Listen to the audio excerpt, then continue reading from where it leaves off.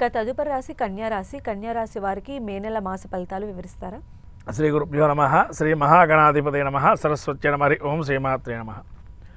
ముఖ్యంగా కన్యా రాశి వారికి ఈ యొక్క మాస ఫలితాలు ఏ విధంగా ఉంటాయి కన్యా రాశి వారికి మే మాసంలో చెప్పుకుందాము.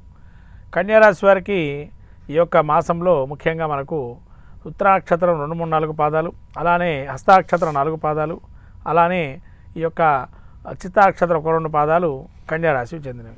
ఈ కన్యా రాశికి ఏ విధంగా ఉంటుందంటే జన్మరాశ్యాత్తు వీళ్ళకి సప్తమ స్థానంలో శని శుక్రులు, అలానే షష్ఠ స్థానంలో రాహువు, అలానే ఈ యొక్క రవి బుధులు వీరికి భాగ్యస్థానం సంచారం, దశమ స్థానంలో గురువు, ఏకాదశంలో కుజుడు నీచ, 12లో కేతువు.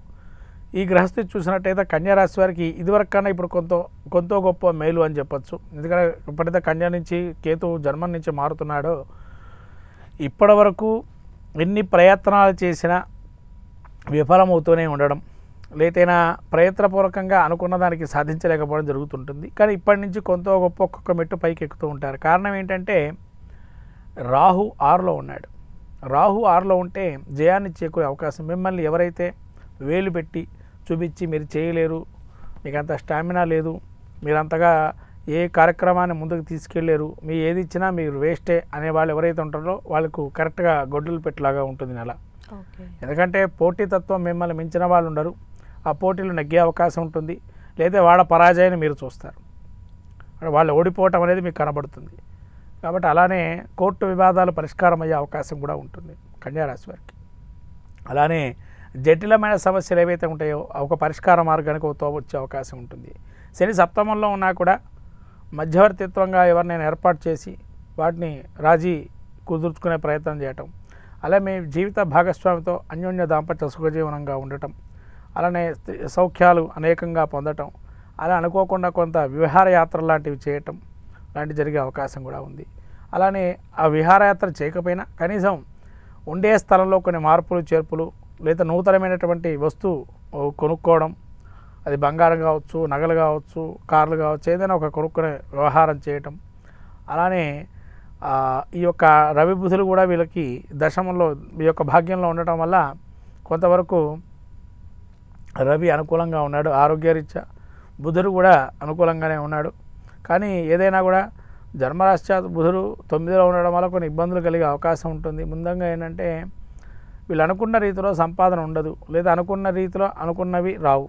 దానికి మీరు కింద మీద పడిపోక్కర్లే, వచ్చిన దాంతో ప్రయత్నం చేయండి. గురువు దశమంలో ఉన్నాడు, మీకు గురుబలం కూడా లేదు. కాబట్టి వచ్చిన దానిలో మీరు సంతృప్తి పడటం అనేది మంచిది.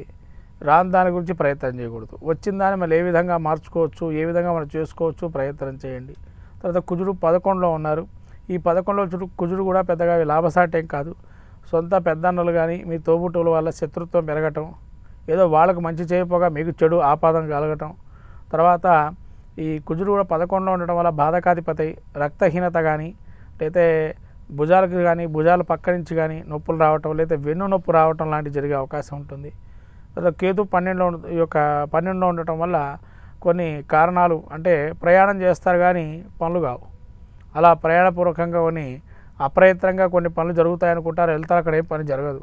కాబట్టి ప్రయాణాలు చేసేటప్పుడు కూడా విసుక్కోకుండా సరే చేయాల్సి వచ్చింది, ఏదో మన కర్మలో రాస్తుంది, ఇప్పుడు చేస్తున్నాం, రేపు కష్టపడి మళ్ళీ పైకి వస్తామన్న భావంతో చేయండి. ఖచ్చితంగా అనుకూలము అయ్యేటువంటి అవకాశం ఉంటుంది. కానీ మొత్తం మీద చెప్పాలంటే కన్యా రాశి వారికి పెద్దగా ఒక 60% బాగుంది, 40% బాగాలేదని చెప్పాలి మే నెల. ఓకే, మరి ఇంత ఉన్నది కాబట్టి కన్యా రాశికి ఎలాంటి పరిహారాలు మీరు సూచిస్తారండి? వీళ్ళకి సుబ్రహ్మణ్య క్షేత్ర కవచం పారాయణం చేసుకోవటం, అలానే దత్తక్షేత్ర దర్శనం చేసుకోవటం, విష్ణు సహస్రనామం పారాయణం చేసుకోవటం వల్ల మంచి ఫలితాలు ఉంటాయి.